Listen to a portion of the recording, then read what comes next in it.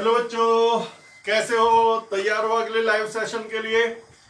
तो जो बच्चे आज ही ज्वाइन कर रहे हैं उनके लिए बता दूं कि बेटा ये सीक्वेंस में चलता चला आ रहा है लाइव सेशन, जिसमें हम कंटिन्यूएशन में पूरा चैप्टर उसके थ्योरी न्यूमेरिकल के साथ कंप्लीट कर रहे हैं। तो यदि आपका आज पहला या दूसरा दिन है तो बेटर रहेगा कि नीचे डिस्क्रिप्शन में लिंक दिया हुआ है, आप उस लिंक को दबाइए और सीक्वेंस में पढ़ते चले जाइए। तो फिलहाल आज मैं ये मान करके चलूंगा कि जो बच्चे आज बैठ रहे हैं उनको वेक्टर्स के बारे में फिलहाल अब तक का पढ़ाया सब पता है। फिर भी एक बार आपको एक दो फॉर्मूले बता दूं। यदि ए वेक्टर है बेटा A1 i cap plus A2 j cap plus A3 k cap, मेरे बेटा बी वेक्टर है B1 i cap plus B2 j cap plus B3 k cap, तो बेटा डॉट प्रोडक्ट क्या होता है? डॉट प्रोडक्ट मैंने उस दिन भी कहा था, डॉट की जगह क्रॉस का निशान नहीं लगा सकते, उसका फॉर्मूला बिल्कुल अलग है। डॉट प्रोडक्ट होता है A1 B1 plus A2 B2 plus A3 B3, यानी कि बेटा i के कॉफिशिएंट को i के कॉफिशिएंट से मल्टीप्लाई, j के कॉफिशिएंट को j से और k के कॉफिशिएंट को k से। इसके अलावा ये फॉर्मूला तो तब लगता है जब आपको i, j और k के फॉर्म में वेक्टर दिए हुए हो। एक और फॉर्मूला है, यदि बेटा मैग्नीट्यूड और डायरेक्शन पता हो, मान लो मैं कहूं कि बेटा पहला वेक्टर का मैग्नीट्यूड है a, दूसरे वेक्टर का मैग्नीट्यूड है b, दोनों के बीच का एंगल है थीटा, तो मेरे बेटा a vector dot b vector होता है a b cos थीटा। क्या होता है बेटा? a b cos theta. बाकी मैग्नीट्यूड ऑफ अ वेक्टर निकालना भी एक लास्ट बार बता करके फिर शुरू करूंगा। बेटा मेरी आदत है पहले हल्का सा रिकॉल करवा दो, बाई चांस किसी ने ढंग से ना देखा हुआ हो तो उसे समझ में आ जाता है कि हाँ भाई कैसे करना है। तो यदि ए वेक्टर है x i cap plus y j cap plus z k cap, तो इसका मैग्नीट्यूड होता है A is equal to under root x square plus y square plus z square. अब शुरू करते हैं आज का टॉपिक। आज बेटा जो हम पढ़ने जा रहे हैं उसे कहते हैं डायरेक्शन कोसाइंस। डायरेक्शन कोसाइंस काफी इंपॉर्टेंट टॉपिक है, इस पे न्यूमेरिकल्स भी आया करते हैं। तो डायरेक्शन कोसाइंस को ठीक से समझने के लिए तैयार हो जाइए। मेरे बेटा बोर्ड पर 3D फिगर तो बनेगी नहीं, ये बात तो मैं कई दिनों से बता रहा हूं। ये रहा हमारा एक्स एक्सिस, ये है मेरे बालक वाई एक्सिस, और सामने परपेंडिकुलर है जेड एक्सिस। याद रखिए जेड एक्सिस एक्स और वाई दोनों के परपेंडिकुलर होता है, यानी कि बोर्ड के परपेंडिकुलर है। जब आप रजिस्टर पे ड्रॉ करोगे तो ये रजिस्टर के पेज के परपेंडिकुलर होता है। तो ये है हमारा जेड एक्सिस। तो बोर्ड पर तो मैं बना नहीं सकता, तो मैंने जेड एक्सिस ऐसे बना दिया। मेरे ख्याल में आप समझ रहे होगे ना जो कहना चाह रहा हूं, कि ये एक्स एक्सिस है, ये वाई एक्सिस और ये जेड एक्सिस। यदि कोई वेक्टर यहां पर है इस डायरेक्शन में, ये रहा, वो वेक्टर एक्स एक्सिस के साथ भी, ध्यान से देख, अब फिर वही दिक्कत आएगी, स्क्रीन पर आपका 2D दिख रहा होगा ना मोबाइल की स्क्रीन पर या लैपटॉप पर। अब भाई कोशिश कर, मान लो बेटा कोई वेक्टर इस डायरेक्शन में है, ये वेक्टर ना एक्स के अलोंग है, ना वाई के अलोंग है, ना जेड के अलोंग है। तो ये एक्स एक्सिस से भी कुछ एंगल बना रहा है, वाई एक्सिस से भी कुछ एंगल बना रहा है, और जेड एक्सिस से भी कुछ एंगल बना रहा है। वो एंगल कहलाते हैं अल्फा, बीटा और गामा। अल्फा क्या है? दिए गए वेक्टर का एक्स एक्सिस के साथ एंगल। चल एक्स के साथ तो दिखा दूं, मान लो ये दिया गया वेक्टर है ए वेक्टर, ये एक्स एक्सिस के साथ अल्फा एंगल बना रहा है, तो बेटा एक्स एक्सिस के साथ बना रहा है एंगल अल्फा, और जो गिवन वेक्टर है ए वेक्टर वो वाई एक्सिस के साथ बीटा एंगल बना रहा है, ये रहा बीटा। और ये जो ए वेक्टर है, भले ही बोर्ड पर आपको ऐसा लग रहा हो कि जेड के अपोजिट डायरेक्शन में है ना बेटा, ये यहां कहीं है। जेड एक्सिस के साथ ये एंगल बना रहा है गामा वेक्टर। तो कॉस अल्फा, कॉस बीटा और कॉस गामा को कहते हैं डायरेक्शन कोसाइंस। यानी कि बेटा suppose we have any vector A vector which is making some angles with x axis, y axis and z axis. The angle between given vector and x axis is alpha. Angle between given vector and y axis is beta. Angle between given vector and z axis is gamma. Then cos alpha, cos beta, cos gamma are known as direction cosines. मुझसे कहा गया कि if A vector, मैं formula बनाऊंगा, is x i cap plus y j cap plus z k cap, तो find direction cosines. यानी कि बेटा मेरा कोई वेक्टर है x i cap plus y j cap plus z k cap, तो कॉस अल्फा, कॉस बीटा और cos gamma क्या होंगे। मैं एक एक करके सब पर अब समय लगाऊंगा और आप लोग देखिएगा कि भाई कैसे cos alpha, cos beta, cos gamma निकाले जाते हैं।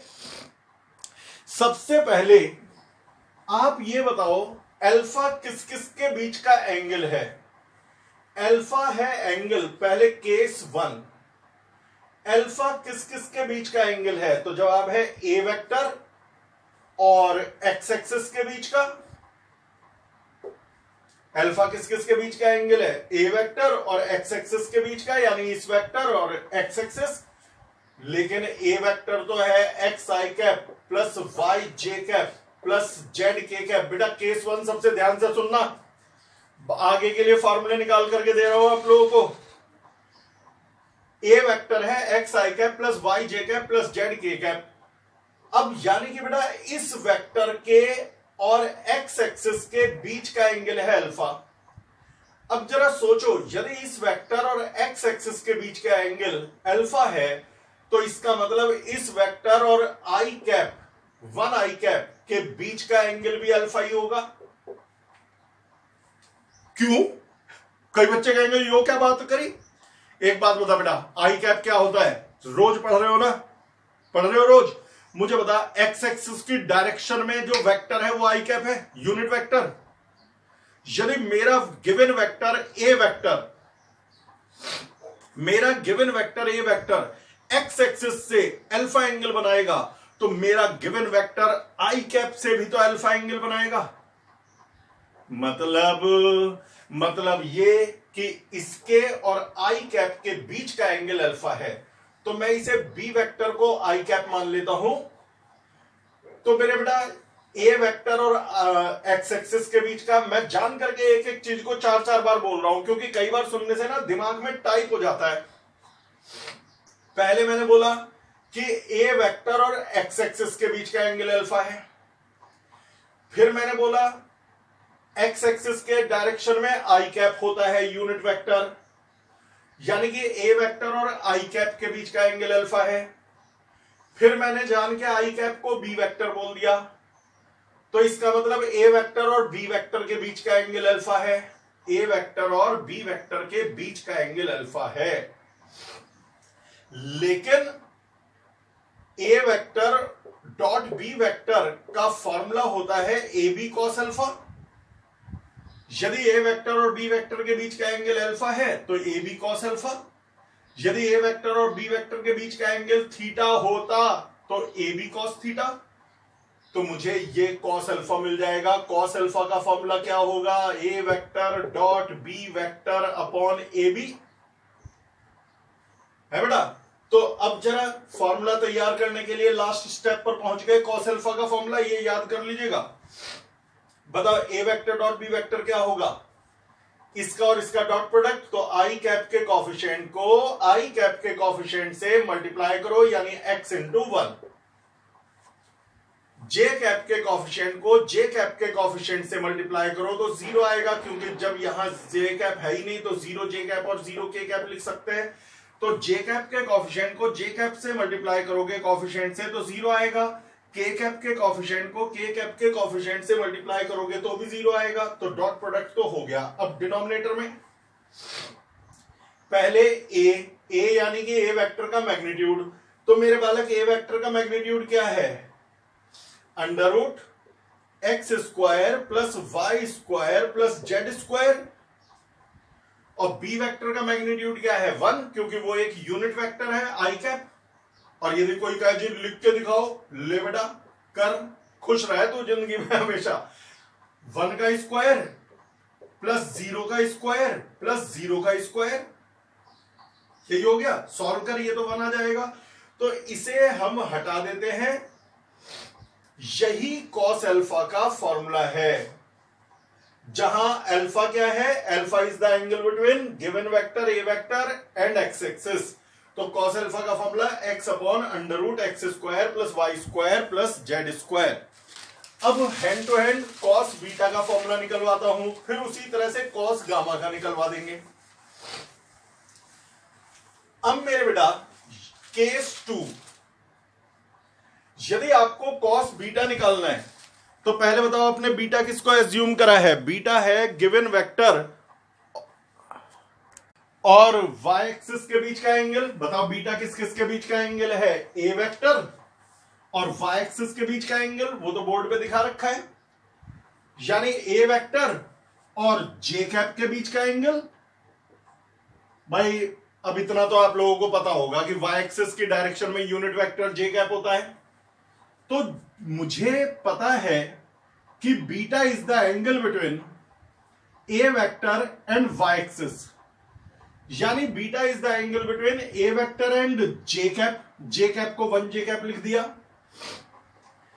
मतलब 1 जे कैप को यदि बी वेक्टर मान लूं तो beta is the angle between A vector and B vector.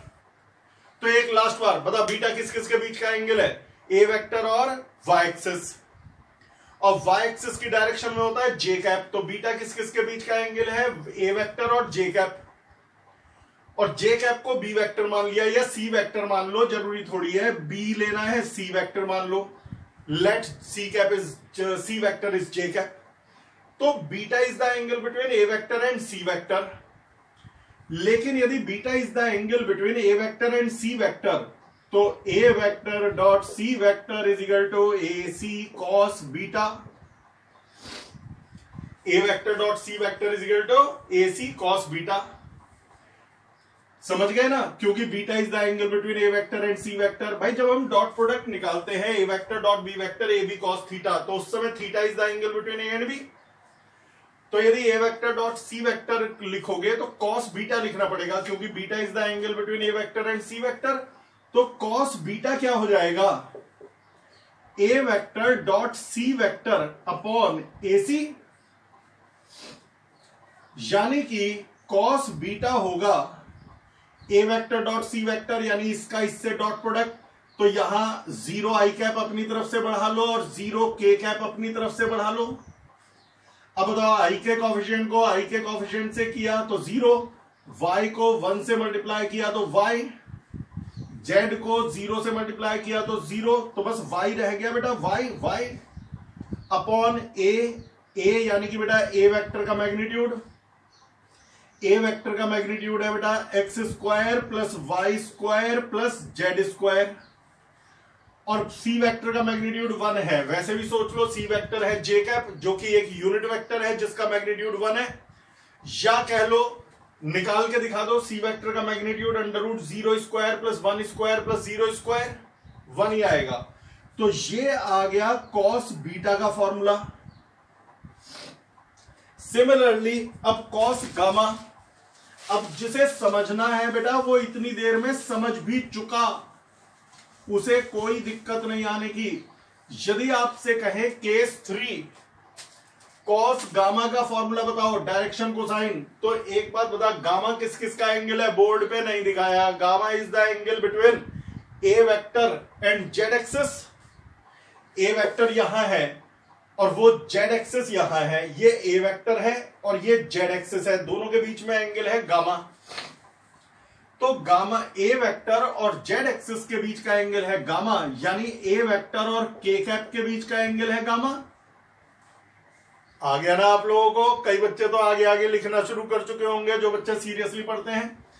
इसे डी वेक्टर मान लेता हूं, तो यदि ए वेक्टर और जेड एक्सिस के बीच का गामा है तो इसका मतलब ए वेक्टर और के कैप के बीच का एंगल गामा है। के कैप को डी वेक्टर मान लिया तो ए वेक्टर और डी वेक्टर के बीच का एंगल गामा है।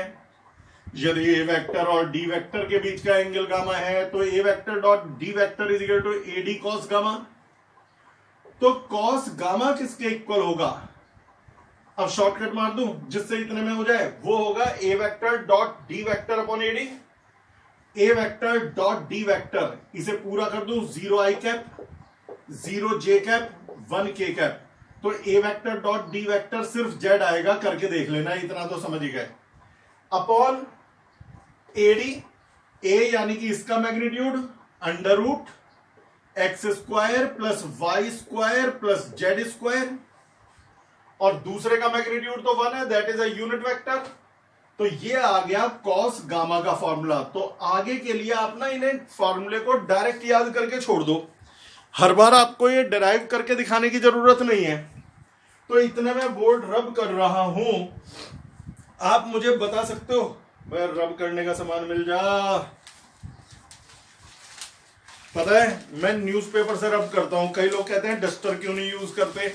यार खरीद सकता हूं, ऐसी कोई बड़ी बात नहीं है डस्टर खरीदना, लेकिन न्यूज़पेपर जो है इंक को पूरी तरह एब्जॉर्ब कर लेता है। डस्टर में क्या होता है, इंक भर गई, अब रोज रोज तो फेंकोगे नहीं डस्टर को, फिर वो इंक उसमें चिपक गई, फिर अगले दिन चिपक गई, फिर अगले दिन। तो डस्टर में बहुत मोटी लेयर हो जाती है इंक की और वो बोर्ड काला कर देता है। न्यूज़पेपर का क्या है भैया, फ्री का माल है, पढ़ाया पढ़ुया पहुंचा और फेंक दिया। खैर क्लैरिटी साफ आ रही है?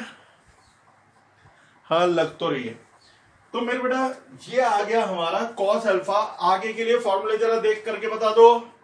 कॉस अल्फा यदि वेक्टर है x i cap plus y j cap plus z k cap, गौर से सुन ले, यदि वेक्टर है x i cap plus y j cap plus z k cap और वो एंगल अल्फा बीटा और गामा बना रहा है एक्स एक्सिस वाई एक्सिस और जेड एक्सिस के साथ। किसके? एक्स एक्सिस वाई एक्सिस और जेड एक्सिस के साथ। तो cos alpha cos beta cos gamma के डायरेक्ट फॉर्मूले हैं x upon under root x square plus y square plus z square, cos beta का y upon under root x square plus y square plus z square, और cos gamma का z upon under root x square plus y square plus z square. पहले मैं एक example दे दूं। मेरे बेटा मेरे से कहा गया इफ ए वेक्टर इज, अब शॉर्टकट, 2 आई कैप प्लस 2 जे कैप प्लस 1 के cap, find direction cosines short में लिख देता हूं with coordinate axis. Find direction cosines with coordinate axis. Solution ये है x जिसकी वैल्यू है 2, भाई मैंने माना था x आई कैप, ये है 2 आई कैप, तो x की वैल्यू हो गई 2। ये है y भी 2 हो गया, मैंने क्या माना था y जे कैप और इसमें है 2 जे कैप, तो y हो गया 2, और z कितना हो गया 1, क्योंकि ये 1 के कैप है।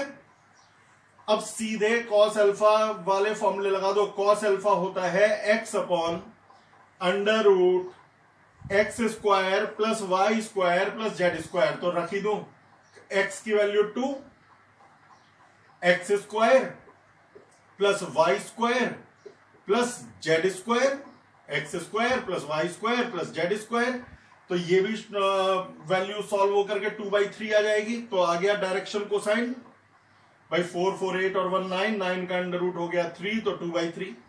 Similarly cos beta y upon मतलब 2 upon under root x square plus y square plus z square, वो भी 3 आएगा, और कॉस गामा जेड अपॉन यानी कि बेटा 1 upon under root x square plus y square plus z square, वो भी 3 आएगा। तो ये आ गया डायरेक्शन कोसाइन। अच्छा यदि डायरेक्शन कोसाइन की बजाय एंगल ही पूछ ले तो कोई बात नहीं, मतलब कॉस अल्फा ना पूछे, कॉस बीटा कॉस गामा ना पूछे, अल्फा बीटा गामा पूछे। तो यदि कॉस अल्फा है 2/3 तो अल्फा होगा कॉस इनवर्स 2/3। यदि कॉस बीटा है 2/3 तो बीटा होगा कॉस इनवर्स 2/3 और गामा होगा कॉस इनवर्स 1/3। अब मैं आप लोगों को सिखाऊंगा यूनिट वेक्टर तो आप निकालना जानते हो। अब सपोज कहते हैं कि ऐसा वेक्टर बताओ जो हो तो दिए गए वेक्टर के पैरेलल लेकिन उसका मैग्नीट्यूड अलग हो। उदाहरण के तौर पर मेरे से कहा कि यदि ए वेक्टर की वैल्यू, मेरा मनपसंद vector 2i cap plus 1j cap plus 2k cap है, यह है कोई ए वेक्टर, तो ऐसा वेक्टर बताओ जो ए वेक्टर के पैरेलल हो, इसकी डायरेक्शन में हो लेकिन उसका मैग्नीट्यूड कुछ और हो, जैसे 7 हो, यानी कि डायरेक्शन तो इसी वाली हो बस उसका मैग्नीट्यूड 7 हो। एक बात बता, पुरानी बात याद कर, मैंने क्या कहा, find a vector which is parallel to A vector but has magnitude 7। कल को स्कूल में एग्जाम में 7 की जगह 9 दे सकते हैं, 8 कुछ भी दे सकते हैं। तो मैंने आपको पढ़ा रखा है कि ए वेक्टर की पैरेलल 1 मैग्नीट्यूड का वेक्टर ही ए कैप है। याद आ गई पुराने वीडियो में, ए वेक्टर के parallel unit vector A cap है, ए वेक्टर के पैरेलल 2 मैग्नीट्यूड का वेक्टर 2a कैप है, ए वेक्टर के पैरेलल 7 मैग्नीट्यूड का वेक्टर 7a कैप है। यानी कि आपसे 7a कैप निकालने को कहा जा रहा है। उन्होंने कहा ए वेक्टर के पैरेलल हो, तो मैं समझ गया कि भाई जो भी ए वेक्टर के पैरेलल होगा उसमें ए कैप जरूर लगेगा। फिर उन्होंने कहा मैग्नीट्यूड 7 हो, तो क्या बताया, ए वेक्टर के पैरेलल 1 मैग्नीट्यूड होता है ए कैप, ए वेक्टर के पैरेलल 2 मैग्नीट्यूड होता है 2a कैप, ए वेक्टर के पैरेलल 7 मैग्नीट्यूड होगा 7a कैप। तो आप इतना क्या करा करो, 7a कैप की वैल्यू निकाल दो, जो 7a कैप की वैल्यू आए वही आपका आंसर है। मैं जान के क्वेश्चन पूरे नहीं लिख रहा, उससे जगह ही भरनी है और कुछ नहीं। तो 7a कैप को 7a वेक्टर अपॉन a लिखा जा सकता है। याद करो a कैप का फॉर्मूला क्या था, a vector upon its magnitude. याद है आपको, a cap is equal to a vector upon a, b cap is equal to b vector upon b। इसी किसी कारण से ही तो और भैया पसंद आ रहा हो तो नीचे लाइक दबा दे यार, फ्री में पढ़ा रहा हूं, मेहनत कर रहा हूं तुम्हारे लिए, दिन रात एक कर रखे बिना किसी लालच के। ये याद रखना, कोई किसी तरह का लालच नहीं है मेरे पास, सिर्फ मन कर रहा है करके दिखाओ बच्चों के लिए। तो 7 को तो 7, अब ऊपर क्या छोड़ोगे, ए वेक्टर, वो है 2i cap plus 1j cap plus 2k cap divided by a, यानी कि इसका मैग्नीट्यूड, तो मैग्नीट्यूड होगा under root 2 square plus 1 square plus 2 square, magnitude लिख दिया। तो मेरा पसंदीदा इसीलिए तो है, इसका 3 आएगा मैग्नीट्यूड, तो ये हो गया 4 प्लस 1 3, तो 7/3 2i cap plus 1j cap plus 2k cap, यही आंसर है। ज्यादा चाहो तो ब्रैकेट खोल के लिख देना, 14/3 i cap plus 7/3 j cap plus 14/3 k cap, यही आपका आंसर है। ये ऐसा वेक्टर है जो ए वेक्टर के पैरेलल है और मैग्नीट्यूड 7 है। अब बताओ, यदि एग्जाम में बोले ऐसा वेक्टर बताओ जो बी वेक्टर के पैरेलल हो लेकिन मैग्नीट्यूड 3 हो, तो 3b कैप निकाल के आ जाना। यदि आपसे कहें ऐसा वेक्टर बताओ जो सी वेक्टर के पैरेलल हो और 9 मैग्नीट्यूड हो, सी वेक्टर के पैरेलल हो और 9 मैग्नीट्यूड हो, 9c कैप। डी वेक्टर के पैरेलल हो 11 मैग्नीट्यूड हो, तो डी वेक्टर के पैरेलल 11 मैग्नीट्यूड, तो 11d कैप। और कैप निकालने का क्या तरीका बताया भाई, बी कैप का मतलब है बी वेक्टर अपॉन बी, और सी कैप का मतलब है सी वेक्टर अपॉन सी, और डी कैप का मतलब है D vector upon D. I think कि अच्छी तरह से आप लोगों को समझ में आ गई है आज का कंसेप्ट, डायरेक्शन कोसाइन भी और किसी वेक्टर के पैरेलल दूसरा वेक्टर निकालना। अब बेटा मैं रोज एक बात बोलता हूं, यदि आपको पर्सनल कोई डाउट है तो मेरे इस व्हाट्सएप पर भेज दो। मेरे पढ़ाए हुए टॉपिक पर कोई भी दिक्कत आए तो इस व्हाट्सएप पर भेज दो। अपने अलग से न्यूमेरिकल मेरे पढ़ाए हुए टॉपिक पर बेस्ड अलग से न्यूमेरिकल कर रहे हो तो इस व्हाट्सएप नंबर पर भेज दो। ना मैंने आपका जवाब वीडियो बना करके दिया तो नाम अमित अग्रवाल नहीं। फिलहाल के लिए बाय बाय, सी यू। फिर मिलेंगे कल को 4:15 बजे।